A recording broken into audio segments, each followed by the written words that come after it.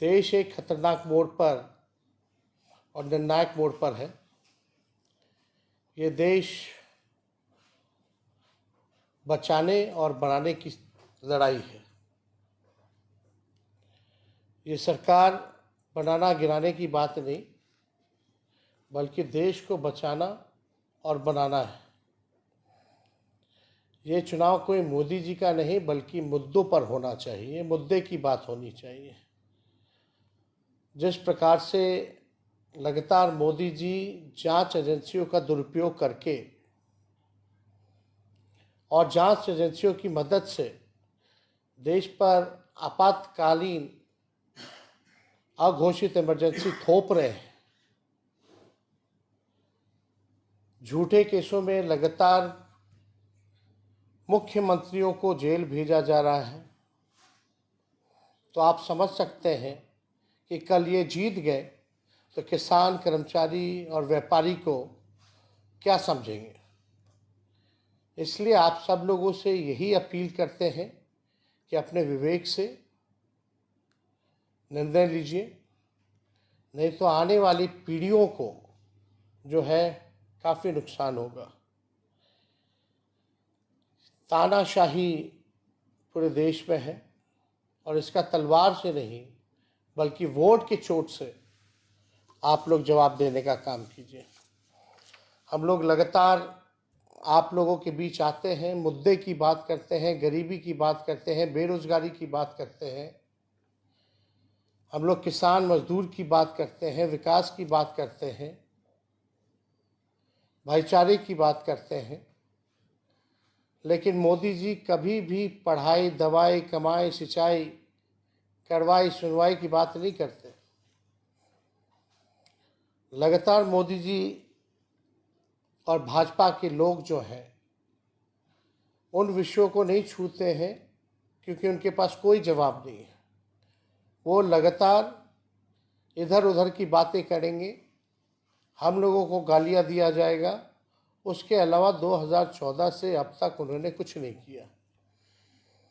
आज हम लोग आपके बीच में कुछ आंकड़े भी रखेंगे बेरोजगारी को लेकर के।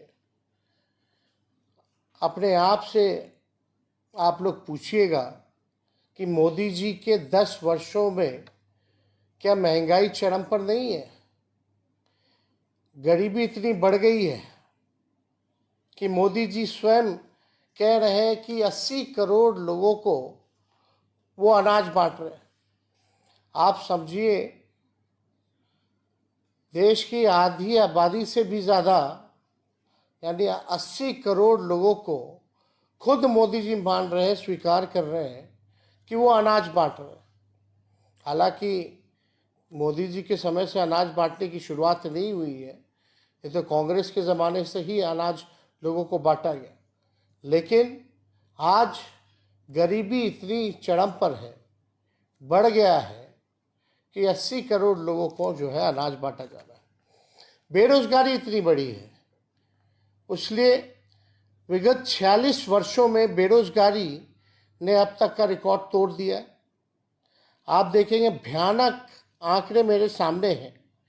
इंटरनेशनल लेबर ऑर्गेनाइजेशन यानी ILO, यानी हिंदी में हम कहें तो अंतर्राष्ट्रीय श्रम संगठन, और इंस्टीट्यूट ऑफ ह्यूमन डेवलपमेंट की बेरोजगारी की रिपोर्ट और ताज़ा आंकड़ों में मुताबिक आज देश के बेरोजगारों में से 83% युवा है, यानी 83% जो है युवा है। पढ़े लिखे युवाओं में बेरोजगारी दर जो है 65.5% है, यानी जो पढ़े लिखे युवा हैं उसमें भी 65.5% है। ग्रामीण क्षेत्रों में सिर्फ देखिएगा, गांव में आत्मा बस्ती है, ग्रामीण इलाकों में सिर्फ 17.5% युवा के पास काम है। यानी भारत की आत्मा जहां गांव में बसती है, 82% युवा गांव के हमारे देश में बेरोजगार है। आज तक मोदी जी ने इन आंकड़ों के बारे में नहीं बताया। हम आपको बताना चाहते हैं और ये कोई मेरा आंकड़ा नहीं है, ये ILO का आंकड़ा है। और आप लोगों को समझना पड़ेगा, अपने विवेक से काम करना पड़ेगा। मुद्दे पर चुनाव होना चाहिए, ना कि किसी एक व्यक्ति की बात है। इसलिए मोदी जी कहते हैं लगातार 400 पार की बात करते हैं, लेकिन मोदी जी ना नौकरी की बात करते हैं, ना रोजगार की बात करते हैं, ना छात्र नौजवान की बात करते हैं, ना किसान मजदूर की बात करते हैं, ना गांव और गरीब की बात करते हैं। मोदी जी ना शिक्षा स्वास्थ्य के बारे में बात करते हैं, स्कूल अस्पताल के बारे में नहीं बात करते। फिर किस बात पर देश की जनता 400 पार करेगी? अगर मोदी जी मुद्दे पर बात नहीं करेंगे तो 400 क्या 100 भी पार नहीं हो पाएगा। इसलिए मोदी नहीं, मुद्दे की बात होनी चाहिए। आज आप लोगों के सामने हमने आंकड़ा रखा, लेकिन मोदी जी ने क्या क्या कहा था आप खुद से सवाल पूछिए। 2014 में NDA को 40 में से 33 सीटें मिली थी और 2019 में NDA को 40 में से 39 सीटें जो है वो मिली। 10 वर्षों से ऊपर नीचे डबल इंजन की सरकार है। मोदी जी के आने के बाद क्या तब्दीली हुई आपकी जिंदगी में, जरा इस पे सोचिएगा। मोदी जी ने 10 वर्षों में आपके गांव को क्या दिया? मोदी जी ने 10 वर्षों में आपके जिला क्षेत्र प्रदेश को क्या दिया? मोदी जी ने क्या आपके गांव में अस्पताल बनवाया? क्या स्कूलें अपग्रेड की? क्या आपके जिला के क्षेत्र में उद्योग लगाया? क्या 10 वर्षों में निवेश बिहार में आया? क्या 10 वर्षों में जितना निवेश और विकास गुजरात में हुआ है, क्या उतना बिहार में हुआ है? ये सवाल जो है आप सब लोगों को पूछना चाहिए। मोदी जी ने क्या वादा किया था पिछले बार कि 2022 तक जो है किसान भाइयों का आय दुगना कर देंगे। क्या आय दुगना हुआ किसानों का? किसान जो है आंदोलन कर रहे हैं, लेकिन मोदी जी के पास समय नहीं है उनसे बात करने के लिए, उनकी समस्याओं का हल करने के लिए। मोदी जी ने कहा था जिसका घर नहीं उसको पक्का मकान देंगे 2022 तक। क्या उन गरीबों को क्या पक्का मकान मिला? ये सवाल पूछेगा। मोदी जी ने कहा था स्मार्ट सिटी जो है वो बनाने का काम करेंगे। क्या आपका पटना या बिहार में जो चुने गए थे स्मार्ट सिटी के नाम पर, क्या वो शहर स्मार्ट बने? ये सवाल पूछिए। स्थानीय मुद्दे 2 करोड़ नौकरी की बात उन्होंने कही थी, 10 साल में 20 करोड़ हो जाता। कितनों को मोदी जी ने सरकारी नौकरियां देने का काम किया? सरकारी नौकरी तो छोड़िए, जो पदे जो रिक्त हैं उसको भी भरने की कवायद शुरुआत नहीं की गई। जो भारत सरकार में 15-15 लाख रुपए क्या खाते में आए? किसानों की आय दुगुना नहीं हुआ। प्रधानमंत्री आदर्श ग्राम का क्या हुआ? क्या हमारी गंगा को साफ करने का वादा किया था इन्होंने, क्या गंगा साफ हुई? पेट्रोल डीजल गैस सस्ती हुई या और महंगा हो गया? सब्जी दाल सस्ता हुआ कि नहीं हुआ?